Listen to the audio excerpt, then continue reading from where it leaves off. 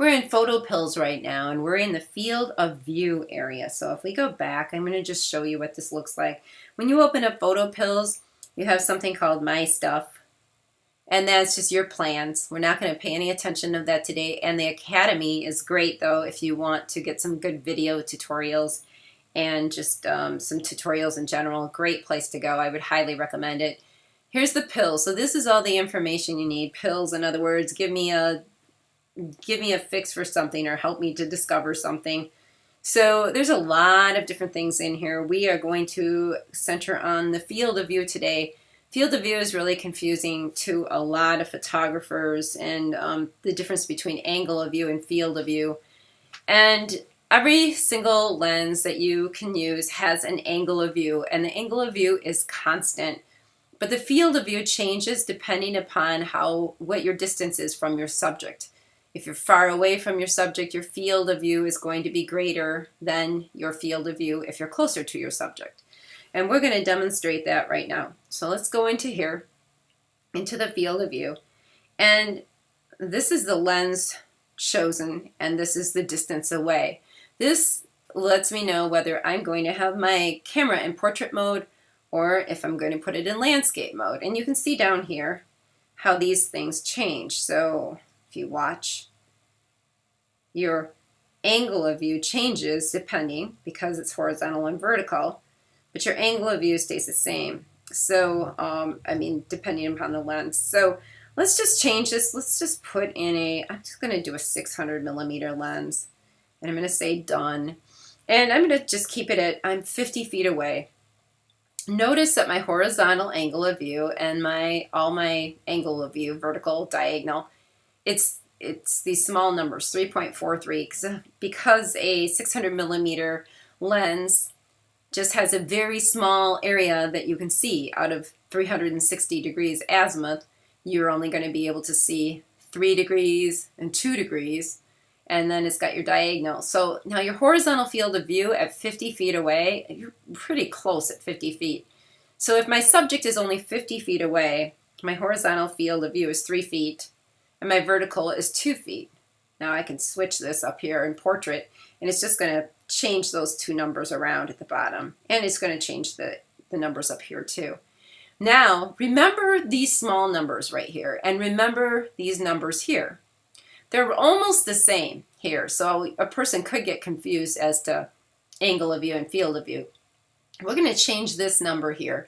Let me say that my distance from my subject now is 5,280, so 1 mile.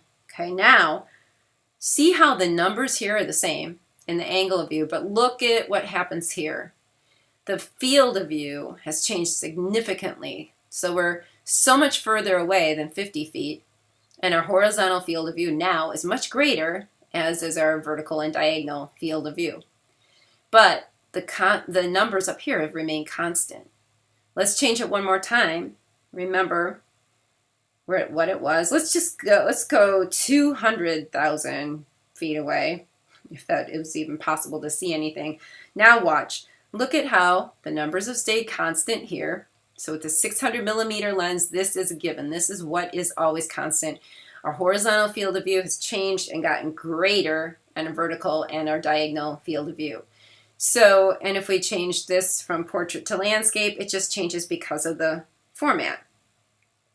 So now we could go into the inverse, because let's say we don't know how far away our subject is. Let's say that our subject we know how tall the subject is. So I'm going to change this now to portrait. And I want, let's say that I want to photograph the Madison Capitol like I did. And so we're going to change it to portrait mode. I know how tall it is. I don't know how far away I need to be with a 600 millimeter lens. So just to get the whole Capitol in, for instance. So we're going to change this to inverse here. I'm going to go down here. And now I'm probably not going to be, I changed my mind. We're going to figure out what focal length we need. Let's just say that I'm going to change this back to something more reasonable. Let's say 5,280 feet. So we're going to go a mile away, and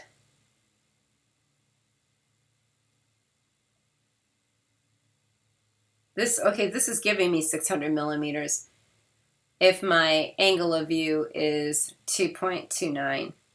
Let's change it to vertical field of view, and I know that my Capitol building, I already have it in here, is 315 feet high, and I'm a mile away. It's telling me I need a 600 millimeter lens. It's telling me, of course, my angle of view of the lens and the field of view, the vertical field of view. So I would be able to, if I had a building that was 315 feet tall, at a mile away, I could get that whole building in, but it would fill the frame. So remember, when you're photographing to fill the frame also with the moon or with the sun or anything else, you're going to have to adjust for that too. So I always like to overcompensate for that. Now let's say we want to calculate not the focal length, but the subject distance. So you can click that, see right up here.